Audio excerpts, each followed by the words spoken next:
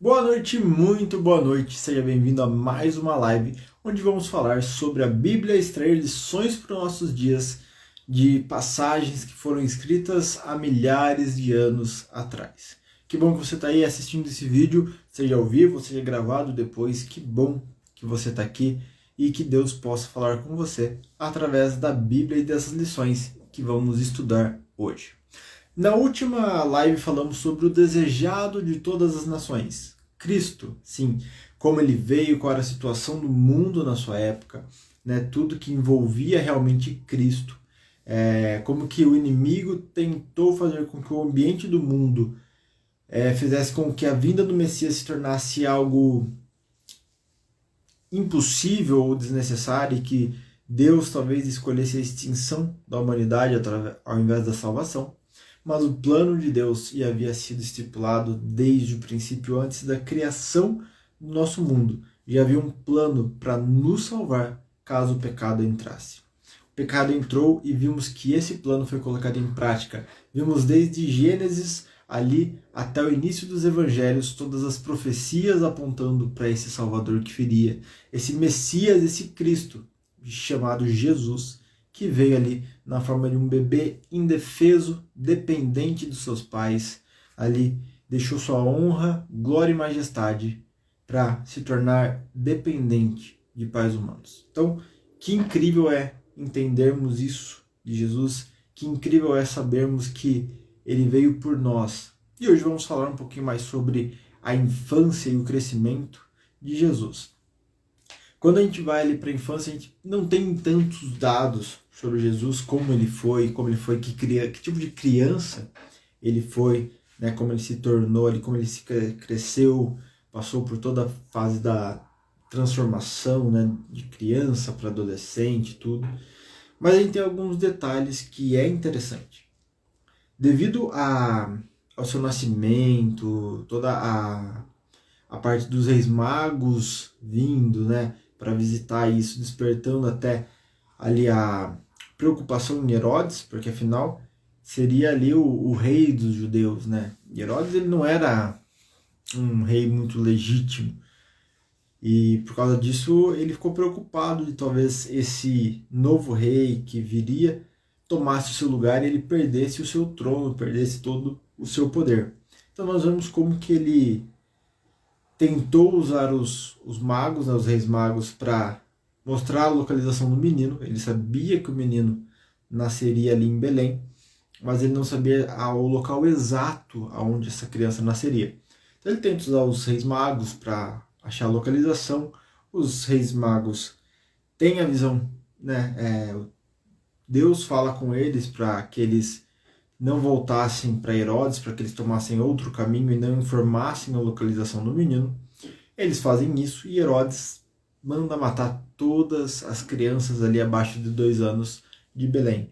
Então foi um capítulo muito triste, um capítulo muito difícil da história, mas que infelizmente aconteceu devido à ganância e a preocupação, os ciúmes, né?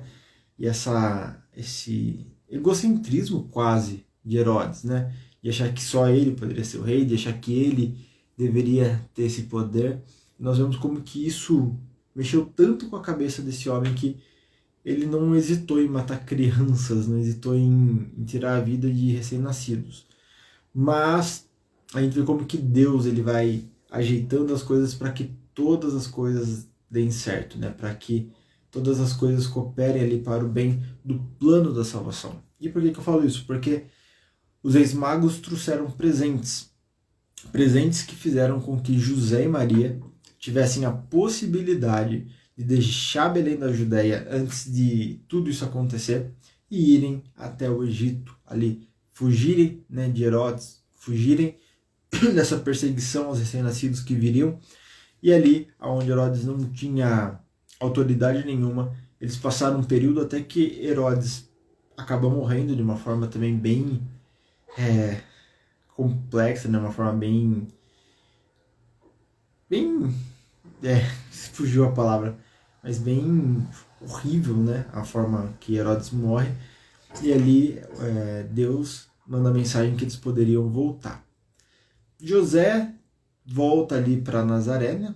Provavelmente ele talvez gostaria de voltar para um local mais perto do reino, mas como filho de Herodes também não era tão melhor que o pai, né? Chegava a ser tão ruim quanto o pai. Então ele decide ir para Nazaré. Era uma cidade que ele já havia vivido naquela cidade e era afastado e sofreu muito preconceito. Nazaré, né? Nazaré não era uma cidade bem vista, não era uma cidade que chamava atenção, então ali eles estariam seguros, né? Eles têm uma vida ali, Cristo cresce, ele cresce, a gente vê que ele tem muito conhecimento das Escrituras, e por ele não ter frequentado nenhuma escola, talvez de profetas, né? Nenhum ensino de algum rabino importante, nós concluímos, né? E aqui não está na Bíblia, mas nós concluímos que provavelmente ele tinha acesso aos profetas, ele tinha acesso às escrituras, ele estudou no seu lar, em Nazaré, né? Ele estudou as escrituras de uma forma mais livre, realmente absorvendo tudo que Deus ali estava trazendo, sem nenhum viés ideológico, sem nenhuma doutrinação por parte de rabino nenhum ali daquele tempo. Então ele conseguiu formar realmente a sua opinião de acordo com as escrituras, conseguiu se educar de acordo com as escrituras. E ele constantemente tinha a natureza também como um belíssimo professor que mostrava ali o que ele acabava de ler, talvez em Provérbios, ele via na natureza ali esses exemplos que ele lia, e tudo aquilo fazia muito sentido. Ele foi crescendo muito, não só em estatura, né, crescendo em idade, ficando maior, mas também crescendo como pessoa, como homem, e também como o Salvador que ele viria a ser. E sem deixar de ajudar o seu pai nos trabalhos, né? José era um carpinteiro e provavelmente Cristo aprendeu ali do serviço. E eu imagino Cristo como um jovem educado, um jovem gentil, que só tinha palavras boas, que deixava todos alegres, felizes, todos riam na sua presença. E que, sabe aquele jovem que deixa um ambiente mais leve, que faz com que as coisas fiquem mais agradáveis se você ficar perto? Eu imagino Cristo como esse tipo de jovem. Um jovem que ajudava os seus vizinhos, um jovem que trazia palavras de ânimo, de conforto, e que trazia uma alegria ali para Nazaré. E a gente vê uma das poucas partes que fala sobre a infância de Cristo é quando eles vão em uma festa de Páscoa, eles vão até Jerusalém. Cristo vai com seus pais, José e Maria, e ali ele começa a ver, né, o templo, ele começa a ver as construções. É a primeira vez que ele, provavelmente é a primeira vez, né, a gente não tem ideia, mas eu acredito que seja a primeira vez que ele ali com consciência de tudo que estava acontecendo, né, consciência da sua juventude e tudo, ele vê o templo ali e talvez ele comece a entender o que ele teria que fazer, a sua missão aqui de salvação nessa terra.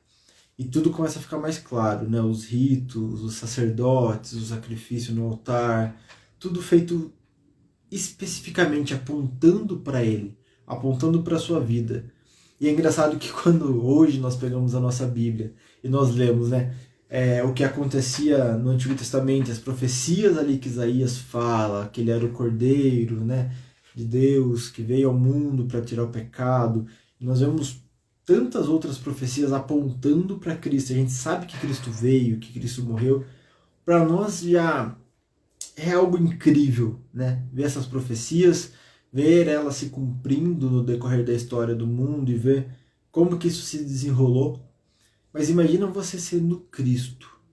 As profecias falando sobre você, sobre a sua vida, sobre algo que você teria que fazer. E aí ele meio que despertando o seu olhar para as coisas como realmente eram, de uma visão completamente diferente, né, que ele tinha como Deus, limitado como ser humano, mas entendendo todo o princípio por trás e vendo e se entristecendo muito provavelmente, né, como que esses ritos e todos esses sinais que apontavam para ele tinham sido corrompidos pelo pecado e pela tradição humana. A gente sabe que Maria e José perdem Cristo ali por alguns momentos, né? Eles talvez envolvidos com a festa, com os amigos, tudo. E essa Jerusalém ficava longe de Nazaré e longe de várias outras cidades. Então realmente eram caravanas que iam, né? A gente sabe que, assim como foi Davi trazendo a arca para Jerusalém, provavelmente eles iam cantando, né? Fazendo realmente alegres, porque era uma celebração. Eu imagino várias pessoas assim, vindo nessa caravana a pé, os mais velhos e as mulheres talvez sentadas nos animais, os mais jovens e os homens a pé ali, todos cantando alegremente, fazendo esse trajeto que demorava alguns dias. Então, quando Maria e José provavelmente perderam Jesus, né, tipo, não acharam mais, provavelmente eles não se preocuparam num primeiro momento, porque ele poderia estar com algum amigo, com algum vizinho, ele poderia estar ali com alguma outra pessoa que veio com eles na caravana, mas assim que eles voltassem, eles já achariam ali Jesus, no meio daquela multidão, pequena multidão que havia ali que estava junto com eles.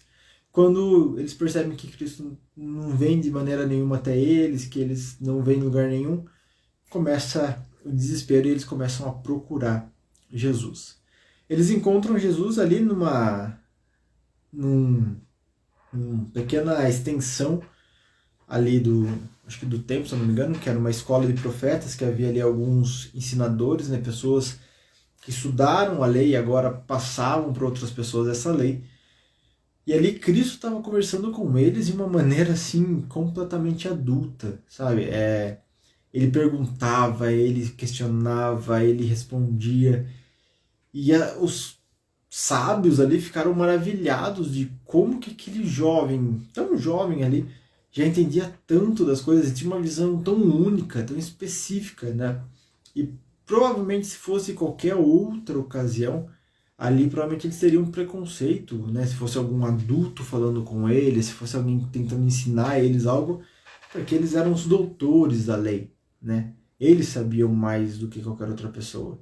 Mas ali talvez um jovem fale assim, ó, esse jovem aqui tem um potencial, vamos ensinar ele, vamos falar com ele, e assim ele vira nosso discípulo, assim ele vira nosso aprendiz, né? E quando eles menos percebem, eles abrem a brecha para tentar conversar e ensinar, né, pegar a admiração de Jesus. Eles abrem a brecha quando eles menos percebem, Jesus estava ali ensinando eles sobre as profecias, sobre os ensinos, ali transitando sobre a história da redenção, da salvação, ali até aquele ponto em que o Messias viria, e eles ficaram maravilhados, né? Então, como que Cristo foi um jovem diferente? Foi um jovem que realmente sabia o motivo pelo qual ele estava ali, sabia qual era a sua missão, e ele desde muita tenra idade, ele já se preparava para aquilo que haveria de vir, né? Então, depois eles voltam ali para Jerusalém e ele fica mais vários anos ali com a sua mãe, com o seu pai, em Nazaré, até o princípio do seu ministério. A gente vê que em nenhum momento ele como jovem, ele como criança, ele usa seus poderes, ele em nenhum momento ele demonstra, inicia o seu ministério. Ele estava num processo ali de preparação realmente para tudo aquilo que haveria de acontecer. E essa preparação exigiu estudo da Bíblia, contemplação, oração principalmente, né? Cristo ele era um homem de oração, como é difícil encontrar alguém igual a Cristo nesse quesito. E sem deixar de lado as obrigações como filho, as obrigações ali como vizinho, né? Ele realmente ajudava a todos, ele ajudava os seus pais, ele não tinha vergonha do trabalho, pelo contrário, ele trabalhava e fazia o seu melhor, né? Então a gente sabe que esse foi Cristo, essa foi a infância, e são alguns poucos detalhes que nós encontramos nos evangelhos, né? Sobre essa preparação até o seu ministério, que é realmente a parte que os evangelhos mais cobrem, né? Que é o início do ministério de Cristo, todas as coisas que se desenrolam dali para frente. Então é isso aí, pessoal. Hoje a lição foi essa, né? Vamos continuar lendo o Desejado de Todas as Nações. Estamos lendo um pouquinho sobre os evangelhos, sobre o início da vida de Cristo, sobre a sua juventude agora e preparação para o ministério. Estamos extraindo ricas e valiosas lições desse período da vida de Cristo. E como que Cristo foi uma pessoa separada. Mas uma das coisas que mais me chamou a atenção e que eu tiro para mim, que eu gostaria de falar aqui, é sobre essa questão do do aprendizado pela palavra, né? Ah, é muito comum nós queremos ensinar de acordo com o que nós vivemos, com o que nós sabemos, né? Nós temos um viés muito grande pela nossa conversão. Então, provavelmente, se você foi convertido de uma maneira X, você vai querer que todas as pessoas sejam convertidas dessa mesma maneira. Mas a gente sabe que Deus, ele trabalha com cada um de uma maneira, cada um é um tempo, e nem sempre a maneira com que eu conheci a verdade vai ser a maneira com que você conheceu, ou que você vai ensinar a verdade, o que outra pessoa vai aprender. Uma das belezas do Evangelho é realmente essa diversidade que o Espírito Santo consegue fazer na nossa vida. Ele consegue convencer alguém só de olhar para um pôr do sol a acreditar na existência de um Cristo. Ele consegue convencer alguém sobre a sua conversão através de um estudo bíblico, através de uma oração, através de uma música. São N formas que o Espírito Santo tem de trabalhar na nossa vida, na minha vida e na sua. Nos convencer do pecado e nos converter nessa esperança maravilhosa. De nos transformar em novas criaturas. Então, se você tiver um filho, é claro, né, ou alguém estiver ensinando, evite muito direcionar o estudo, né, que isso é algo que a gente via muito acontecer, e é muito comum você ver tradições cristãs, que não é necessariamente o que a Bíblia fala, mas são tradições que os homens criaram porque para eles fazia sentido, ou para eles se sentiam mais próximos de Deus através dessas tradições. E muitas vezes isso daí não impacta a vida da pessoa, isso daí não chega a trazer uma conversão para a pessoa. E isso que é o mais essencial, você deixar a pessoa entender o que a palavra fala. Você deixar a pessoa entender o que a Bíblia está trazendo para ela, e com isso ela tirar suas conclusões. A Bíblia é um livro fantástico, que nos traz lições e lições, e é por isso que aqui eu trago as lições que eu aprendi, mas não para que você acredite nisso, leve isso para sua vida como se você tirasse as mesmas lições que eu, se fosse só essas lições. Pelo contrário, né, quando você lê uma passagem, quando você vê algo sobre a Bíblia, você pode tirar conclusões ou lições diferentes que vão se aplicar na sua vida de um modo diferente. Quando, por exemplo, ali, a gente vai chegar um pouco à frente, a parábola do filho pródigo, né? Você tem a visão de um pai que espera o filho, você tem a visão de um filho que se afasta do pai e depois retorna arrependido, e você tem a visão do outro irmão que fica e guarda mágoas do seu irmão, da sua família, sabe? Então você tem 3 visões de uma parábola e talvez em cada momento da sua vida você vai ter uma lição porque você está em uma das posições diferentes. Talvez em um momento da sua vida você é aquele que se afastou e precisa voltar. Talvez em outro momento você é aquele pai que está esperando o seu filho voltar. A Bíblia ela é viva, o Espírito Santo a usa para nos impactar de formas diferentes. Então, assim, um conselho que eu dou para você é leia a Bíblia, leia o Espírito de Profecia, leia os livros, tente tirar as suas conclusões, né? Tente entender o que ali a Bíblia está trazendo, tente entender o que Cristo está falando conosco através daqueles textos. Não seja só mais um que segue cegamente, né, algum líder religioso, alguma outra pessoa, alguma doutrina. Isso eu falo para você levar para sua vida. Questione, né, tente entender, tente tirar suas conclusões, porque isso fortalece as suas crenças, aquilo que você acredita. Simplesmente seguir ordens sem entender o que está fazendo, isso daí é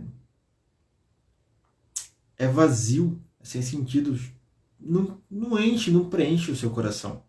Então tente ver Deus através daquilo que você lê. Tente ver Deus através daquilo que você escuta. Tente ver Deus através da sua vida. Então leia, tire lições.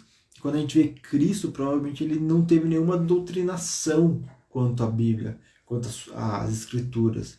Ele não teve nenhuma doutrinação de homens ou de tradições, porque ele estava numa cidade que não havia tantos sábios da lei ali, com as suas tradições ou com as suas ideias, querendo encher a cabeça de Cristo. E como ele teve um entendimento completo da Bíblia, né, lendo e vendo a natureza que ele havia criado. Então, que você possa não querer enfiar as suas verdades na cabeça de uma pessoa, mas sim iluminar o caminho para que ela encontre a verdade em Cristo Jesus na Bíblia. E eu espero que essas lives sejam um meio pelo qual você talvez está encontrando a verdade, um meio pelo qual você está sendo dirigido até essa verdade, até a Bíblia, até ali um texto que você quer ler. Então leia, tire as suas conclusões, entenda o que a Bíblia quer falar para você, com você. E converse com Deus de volta. A oração e a Bíblia andam de mãos dadas e formam um diálogo que nós devemos ter com Deus, com Cristo, a todo momento. É isso aí, pessoal. Eu espero que você tenha gostado, espero que você esteja gostando dessas lives. E eu vejo você na próxima live, onde vamos continuar falando sobre Cristo, que é o desejado de todas as nações. Um grande abraço, fica com Deus e eu vejo você na próxima live.